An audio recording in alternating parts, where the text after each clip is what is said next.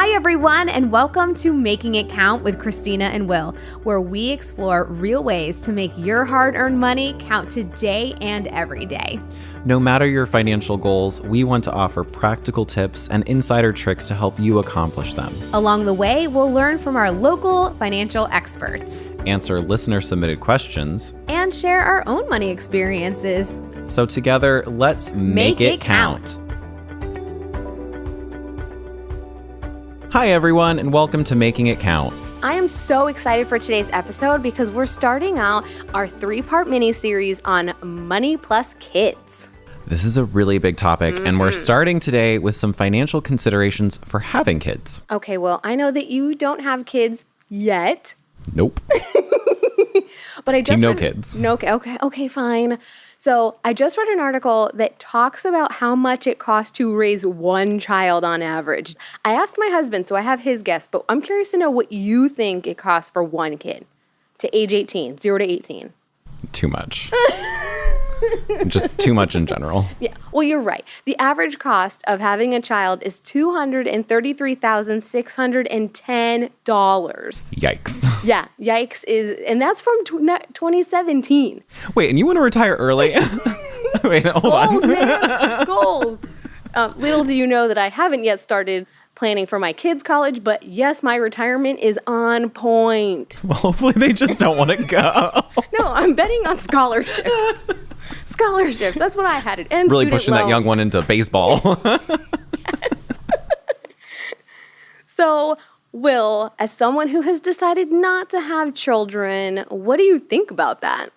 When I decided to not have children, which is, a decision as of right now, things can always change. And I say that just to scare Zach when he listens to this. But it really wasn't just the financial consideration. Yes, that's a stressor. But there was other thoughts in my head around why. So I don't think that the money part of it should necessarily dictate everything. But I think it should be a major consideration. Yes. 100%. So I told you earlier, I asked my husband to guess, and he actually guessed 300,000. So raising the fancy kids. No way. I think that it's totally true, though. And that's not even, I believe that's not even counting for college. This is just keeping your kids alive. Yeah, and college keeps rising. I know. In cost, oh my gosh. Okay, we have to stop. Oh, wait, that's the whole episode. We can't stop. I'm going to learn tips. All right, let's go.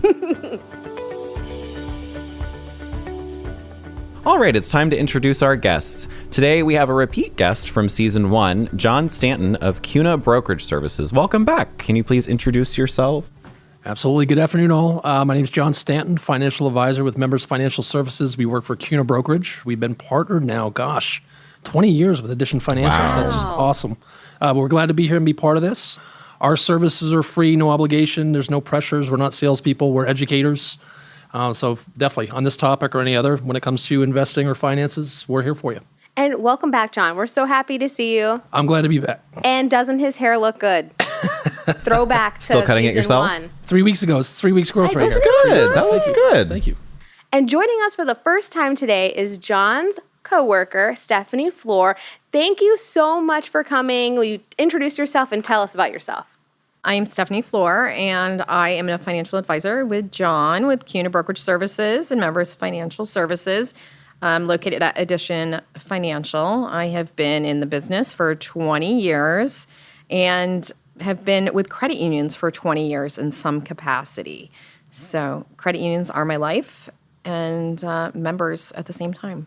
We have so much years of knowledge in this room right now. Not from Will and I, though. No.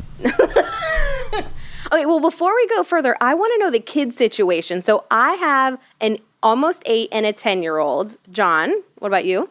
I have a 28 and a 26-year-old and an 8-year-old grandson that we're probably planning this college thing for now. Stefanie? I have a 4-year-old daughter. Well, she's almost 4 in April. She's a 3-nager, as we like to call her. Oh, yes. And I have a 2-year-old little boy who's darling. So we have pretty much the whole gamut of age ranges in this room right now. So I'm really excited some about non-existent today. children on my part. And no children. Yeah, there you go.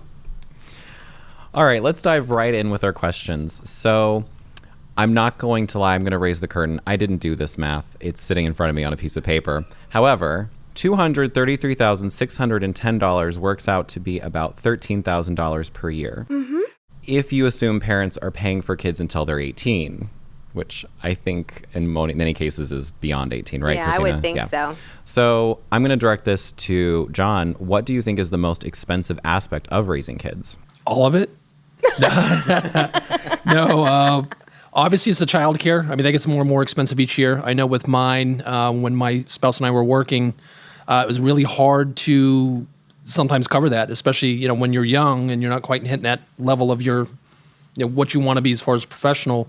You're on that fixed income, and on fixed income, like anything, it's really hard sometimes to meet that need, because let's face it, if the kids don't go to daycare, someone's got to watch them. So if you only have one person working, the other one stays at home, that has a whole nother aspect or effect on what your income is. So I'd say childcare would probably be the most expensive part of raising kids, especially early, until they go to school. When they go to school, and then they can start mowing the lawn for you and start doing those other, then it's a benefit. But until then, it's rough. Stefanie, you're kind of in that childcare phase right now. What are your sentiments? I mean, I totally agree with John. My kids are in daycare in the last couple of years due to jobs moves. My husband and I have lived in different cities in the state of Florida. And although we've lived in different cities, the cost of childcare has been the same wherever we've gone.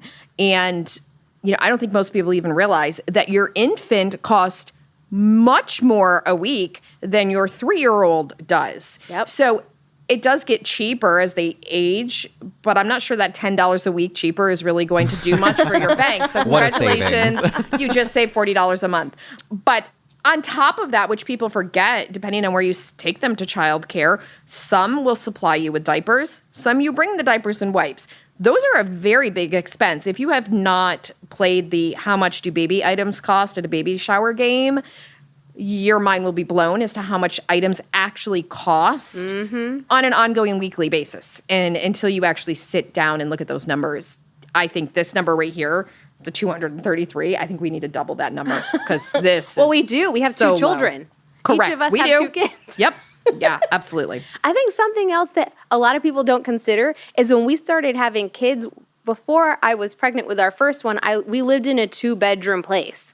So we're like, oh man, we can't fit in this 2-bedroom place anymore. So then we had to spend the more money to get the bigger house to fit our family.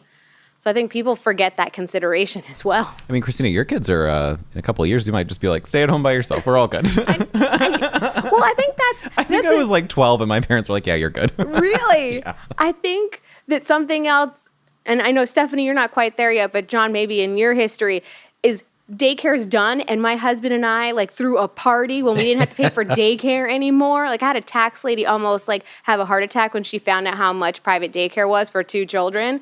But then all of a sudden there's extracurricular activities, and you think you're saving all this money, but braces, oh man, I'm in the braces zone right now, and it gets crazy. I think I cried the first time my kid came to me and said they got a job. I was like, oh, that's so beautiful. And they actually wanted to help. So I mean, it's like the most amazing thing.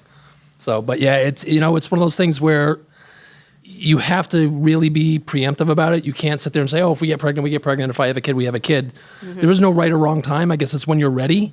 But if you really don't look at your financial picture before you say you're ready, I think you're making a big mistake. Yeah.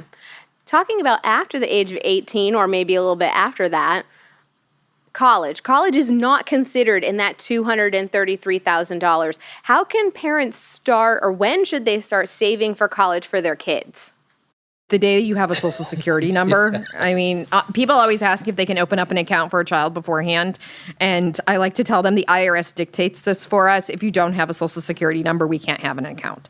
So, I mean, you can save something. Of course, you can save your own money. But if you want it dedicated to that child and you want to open up a designated educational account, you need a social security number on the child. So, take the first day they're born and enjoy that. And then the next day, let's get to work. And so you really just have to start putting stuff away. We talk about the cost of daycare. At one point in time, my husband and I were paying $2,000 a month for daycare. If we put that $2,000 a month after we're done paying for daycare in an account that has an interest return, has more of a market return, or we're getting more for our dollars in a savings account, then that is one way you could save for your child's future. You've already lived for 5 years without $2,000 a month. If you can continue to do that, then, I mean, what a great savings, what a great way to save it. What a great tip. Darn it, Stefanie, now you give me this tip. It's too late for me now. Making that 13th payment on your mortgage every year. I know. Hey, that mortgage is going to be done in 10 years. Honestly, we're going to walk in this episode and you're going to be like, I already paid for my kid's college or something bizarre. And I was going to be like blown away. We decided as my husband, and we just finished up the Love Plus Marriage miniseries. And one of the decisions Mark and I made together was retirement is our number one priority because kids could always get student loans and we can help them with that. So I don't know if that's going to bite me in the butt, but we'll when find out. When your kids listen to this in a couple of years. It's like Jerry Maguire. You just go ahead and get a professional coach to get him that training to become a professional athlete or a good athlete so they can get that scholarship. That's what you go. Exactly. Start them out at a community college. That's what works. That's what I did. That's what I did. It was great. Yeah. All right, let's move on to the next question. John, I'm going to direct this to you. What do you suggest people do financially before they grow their family? Well, I mean, honestly, it's different for everybody. It's like anything. Every financial picture is different for each individual. But you have to budget. You have to be realistic with your budget. What you're spending now, obviously, is not going to be the same as what you're spending when that child appears or comes. Granted, you'll get that help at the beginning because it's new baby. Everybody's happy. Everybody's there. That wears off after about 6 months to a year. It's no longer a new thing anymore. And now you're totally responsible for this human being that... I'll tell you why it wears off, because the baby shower is exhausting, first of all. Wait, you're tired by the baby shower before the baby is even born? Everything that happens before the child was born is so exhausting. As a friend of people who have had babies, and I hope they're listening to me, the baby showers are exhausting for everyone. That's all I'm going to say. I'm not... Yeah. And that's Will's TED Talk about That's my baby TED Talk. showers. Stop inviting me. but I would definitely have to say, budget by far is the most important thing. A lot of people sometimes will make that budget where it's not really realistic. It's something that they're trying to aspire to. You need to be real with yourself about what your debt is, what your liabilities are, the money, the income that you have coming in, and how that's going to be affected. And at the same time, like Stefanie says, even just playing those games at the baby showers of guessing what things cost. Mm-hmm. That's realistic. You have to really look into that. And then do you want your children to go to college? If they're not smart enough to get that academic scholarship or athletic enough to get the sports scholarship, that's something else you need to take into the equation. It's all part of it, what you want for your child. So what are the That was me not athletic enough for the scholarship. Oh, I'm sure your parents are so proud. So what are the types of things, John, you talked about a budget, number one thing, definitely. So Stefanie, what type of things should we save money for when we start planning on having kids? Or how should we save? Right. I mean, obviously the essentials, start saving some money in the savings account. And just a little tip, baby showers. My daughter, from 0 to 6 months, I had enough clothes for triplets. That girl I had so many clothes that had tags on it by the time she was 6 months old. But when she was a year, she was naked. So I told people, can we please buy those people 12-month-old clothes are not as cute as newborn clothes, but my 12-month-old is naked. That is something I've always done wrong. Like when I go to the baby shower, I bring the cutest little outfit that the kid will wear one time, and I get a picture of it. They're like, "Look, they're wearing your outfit," and I'm like, "Great!" And they never wear it again. So Stefanie had the little baby. I had the 9-pound baby that fit into the newborn diapers for a week. Oh no, my second one. My first one was 5 pounds. My second one was 9 pounds. Oh boy, okay, I know what that's all about. I have extremes. The one thing, obviously saving money and then saving diapers, but the one thing people do not think about, and again, I was the mom, I was the woman having the baby, maternity leave, right? Because nationally, we do not get paid for maternity leave. And I don't know the exact number. I would render a guess, minimum 80% of moms that go on maternity leave are not paid for it, rendering a guess. Now, most companies I have worked for have offered short-term disability to that mom, which is such a gift. I mean, it's such a gift. But at that point in time, too, short-term disability insurance only covers up to 60% of your salary. So you have to sit there and say, can we live off of me not having a salary up to 12 weeks? Can we live off of me having 60% of my salary up to 12 weeks? And so you have to save that money beforehand. Before you get pregnant, you have to start saving all that money so you have the money during maternity leave to live off of as a family. That's probably one of the biggest expenses. I was very lucky that I had that with both my kids, I had short-term disability. People can buy personal short-term disability policies outside of their employer. People don't realize that pregnancy is actually considered a disability. So I actually had to take one of my securities exams when I was 34 weeks pregnant. It was so awful, but I had special accommodations under Disability Act because I was so pregnant and could have a baby any day now, and I did 2 weeks later. But people don't realize that. You have to save ahead of time. You have to plan and say, how many weeks are we going to take off? How many weeks are we not going to have a salary? The other thing people do not realize, you have to pay your health insurance benefits. If you're the carrier of it, you have to cut a check to your employer if you're not getting a paycheck in order to keep your health care. So remember, your health care comes out of your paycheck. If you're not getting a paycheck, but you're still employed by FMLA, you still have to pay for your health care somehow. There's a lot of things to consider as far as that's concerned. And 12 weeks is so short. Yeah, it's, I mean, it's not a I lot will of never time. know the experience of having a child, obviously, myself. But, like, I just feel like that is, like, everyone I've known who's come back to work after that time period, I'm like, that was no time at all. It was like yesterday. Well, yes. I know my current employer actually now offers paternity leave, which I think that is wonderful. Well, Yes. they changed it to parental. Oh, It's that's just nice. called parental leave. So, John, is there a specific type of savings account that we should put our money in that's better than others? I'd say probably the one that's driven by the highest interest. I mean, obviously, not knowing exactly when you might need the funds or what could come up beforehand. If you don't have enough saved, you definitely want to make sure it's liquid and available. So a short-term CD, something you're not going to be penalized too hard for. If it's paying more than savings, might be a way to go. But definitely, you need to have the money available where you're not going to be penalized too hard if you had to get to it fast. A lot of people want to grow those funds and hit the home runs in investing. And we're going to just get, like Reddit recently here with the GameStop stock, right? We were just talking about beforehand. Someone thinks they could throw 10,000 in that real fast and make $1 million, and next thing you know, we think that the peak was almost $500 a share, and it's down to I think $40 a share the other day. So you do not want to put money that you know you're going to need into any investment or tie it up in any long-term vehicle, knowing that that's what it's going to be used for. I mean, if it's earmarked for something specific and you know the time frame is less than a year, you definitely have to keep it within the credit union space or money market, CD, something like that. So, really fun question. Super fun one. How soon after you have a baby should couples revise their wills and other legal documents? Oh, I will take that one. So I was an older parent and did not have my first child until I was 41. And my husband, I have to do the math, he was like 47. So having said that, our parents are deceased, except for my father, who lives 2,000 miles away, and he's 83 years old. We have 0 grandparents. We have no help. Our biggest concern with our children was my daughter was 16 weeks old when we decided to go to a Dierks Bentley concert in Tampa. And as we were driving to this concert, like I remember it very specifically, I said to him, who is going to raise our daughter if we die in a car accident together as we're on our way to the concert? First thought. And immediately it was an estate planning attorney. You don't want to talk about your death, but if you don't talk about your death, you are leaving behind a legacy that is heart-wrenching and very hard for people to navigate. You have to think about what if you and your spouse die in an accident together.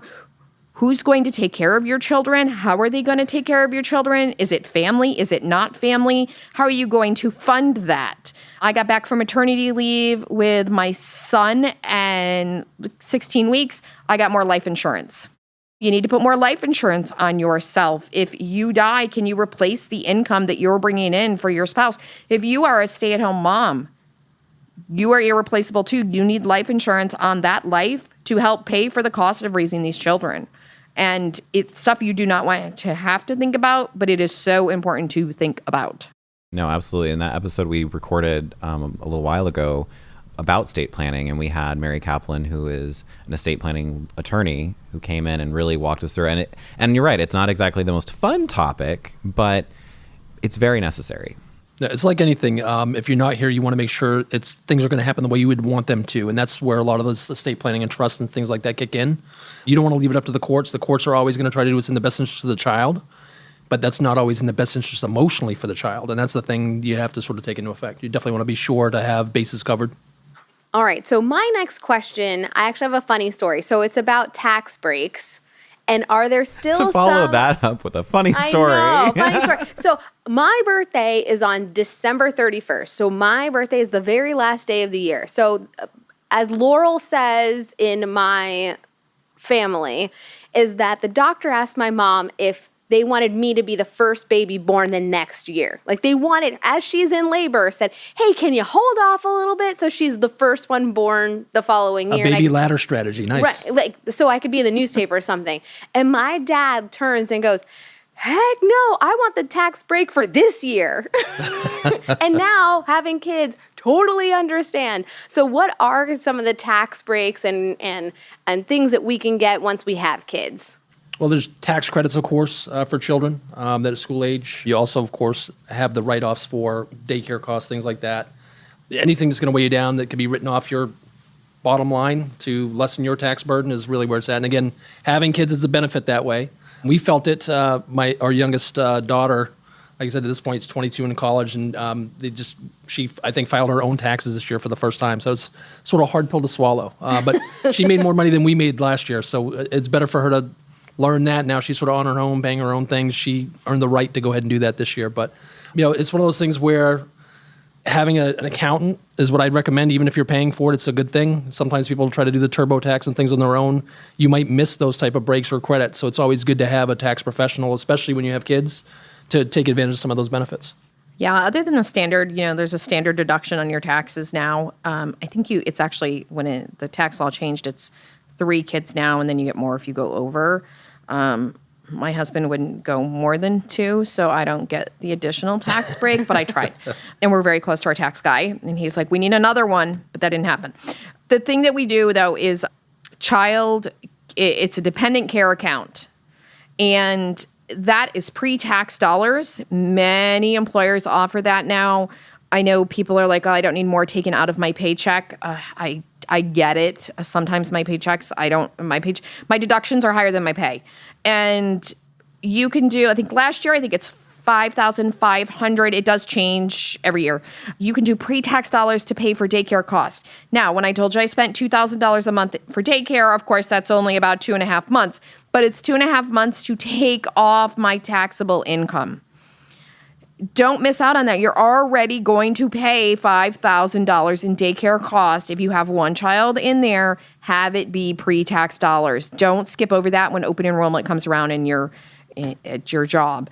That's just like super important. I totally missed out on that. I found out about that after my kids were no longer in daycare, and I could have just kicked myself. I missed out so much on not doing that.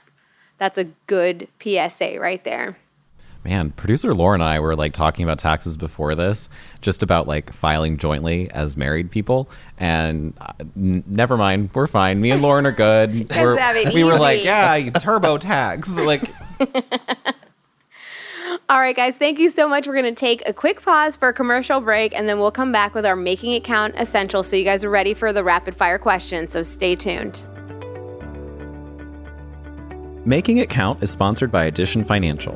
When your want-to needs a little know-how, turn to the Money Smarts experts at Addition Financial. Just like this podcast, they're committed to empowering our community to make the best financial decisions possible. Count them into your financial journey at additionfi.com. Early insured by the NCUA and an equal housing lender.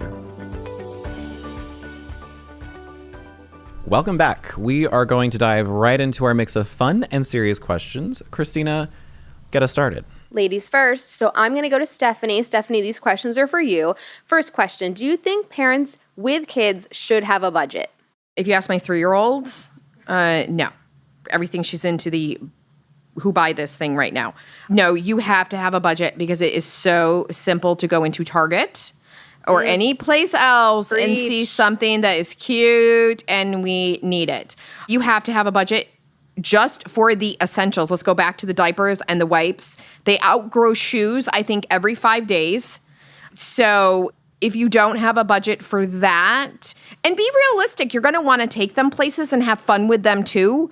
Put that in there too. Entertainment is a big part of people's budget, and they love to not put entertainment in there. So you have to, and when you have kids, you need to. It's so funny. She's right. When I'm doing my budget, I'm like, I don't need to do anything. And then 2 days later, I'm at Disney. Exactly. See? Yeah. You got to budget those annual passes there, Will. You do. I do budget those. All right, here's your fun question. Now that you have two very young kids, what is the biggest unexpected expense that you have as a parent? You didn't even think it was going to.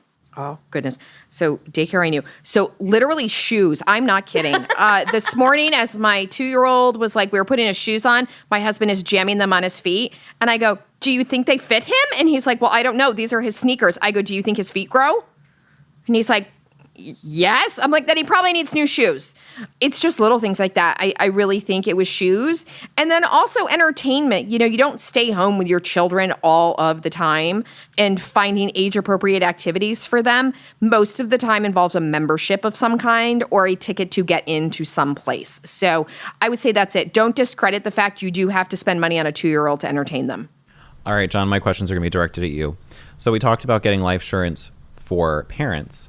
Should people buy life insurance for their kids? Not to be morbid. I mean, you never like talking about that. Mortality is one of those things. It's just one of those taboo subjects sometimes. But openly, I think burial-wise, maybe that'd be about it. I don't think you really want to cover any other type of insurance on your children in case there's an accidental death. That'd be the only thing you'd probably want to be prepared for. You might already be financially anyway, so you might not even need the insurance. So that'd be the thing you want to check. If your budget could afford that $10,000 or $15,000 or $20,000, whatever it might take, if God forbid something happened, then don't even worry about the life insurance. But if you think budget-wise you're already tight and you might need it for the sake of, $2 a month, if that, probably you'd be able to cover a burial policy for a child. All right, and a less awful question. Yeah, thanks, Will. That wasn't even that was like a double serious question. I'm looking at producer Lauren this was the right fun now stuff. I thought this was the about fun this stuff. one. What's going on? I know, anyways. So to end on a lighter note, what surprised you most financially about becoming a parent? Asking me that question is sort of funny because my daughter was actually born on my birthday. Oh. So it was my birthday gift, probably one of the best birthday gifts I ever got, but the most expensive one I'm still paying for to this day. So, and she's 28. It's the gift that keeps on giving. It's a true statement. As a parent, you always want to give them more than you had. What I would say is be real about that too. Set boundaries, set goals for them to achieve before you give that extra. Because I always want to give, because I'm the Christmas guy. I love Christmas. I don't need the gifts. I love giving the gifts, right? So for me, the hardest part was to say no sometimes. I'm remarried, and my current wife, now we've been together almost 10 years and married for almost 5. And we have that talk all the time where, hey, both of us have spoiled the crap out of our kids. We need to, now that they're older, we're enabling them to just, oh, hey, Dad, $100. Oh, hey, oh, great, good to see you. Here's money, right? To make them earn it. If they want it for something, make sure it's for something that's more specific, something that's going to help them grow. So it's I hope been a your little kids harder. aren't listening to this. I'm like, what? It's always joy, but in the end, like anything, kids are sponges, right? Doesn't matter how young or old they are. But anybody below the age of 20, you want to set that example of working hard, doing the things you need to do to set yourself up, and not have to rely on another person. Because let's face it, I have 2 daughters. I don't want my girls sticking in a bad relationship because they think they need somebody else's money. I'd like them to be self-sufficient, and if they feel like they're in that situation, they can get out of it knowing that financially they'll still be okay. We are our kids' first role models. That's a true statement. And they're watching us how we spend our money. So that is so true, John. Okay. And your kids are going to be just on the cartwheel app all day. And I love the cartwheel they're going to be app. paying 15 months of a mortgage They in want 1 to year. scan they want to scan all the items in my shopping cart at Target. I'm teaching them well. Okay, so you made that entertainment. I did. So do you need an entertainment? But I'm kidding. Yes, for the Target spend that I'm about to. Okay, and I have one last question. I know this sounds like a lot. I think people that haven't had kids yet, maybe this is a little overwhelming. I'm going to ask both of you, what's the best thing about having kids? Stefanie, you're up. Oh my goodness. The unconditional love that children give you, they love you regardless of what you look like, what you're doing that day. We're talking about money. They have no concept of money. I mean, they just love you. And it's just so neat to see a little human grow from a baby to their little personalities coming out. And I think that for us, we always look at our daughter and say, oh my gosh, she's almost 4. Where's our baby? And she's just such a little human right now. And you just adore that. And then I think the other thing that I just love is when our friends and family interact with them. That's your child and you love that your friends and your family love them just as much. There's never a right time to have a kid. You're never going to be rich enough. You're never going to have enough money in the bank. But if we never did anything, because we always said we're never going to get there, we would literally never do anything, you can find a way. Yeah. What about you, John? Well, I agree with that. You definitely find a way no matter what. And it's a personal preference. Don't let anybody tell you you're not ready. If you really feel that's the direction you want to go, you should do what you do. Being aware helps, but at the same time, like Stefanie said, you will find a way. I'll tell you what, honestly, probably the biggest joy kids bring to me, and I get it more from my grandson now. My kids are now grown, so they're more manipulative and conniving a little bit sometimes when they want something. This is ending on a positive I know. note, Well, on a John. positive, truth. Kids are just, they see the world in black. Yes. They see the world in black and white. So even when they see you trying to do something in a way that you've taught them not to do certain things, but you end up starting to do that thing to try to lessen the blow on somebody, like with my kids, I'm like, no, hey, yeah, this is this. And my grandson will be like, well, Grandpa, you said this. I'm like, oh. You're right, Colton. But they hold you accountable. They hold you to a truth because that's the only way they see it. It's so pure.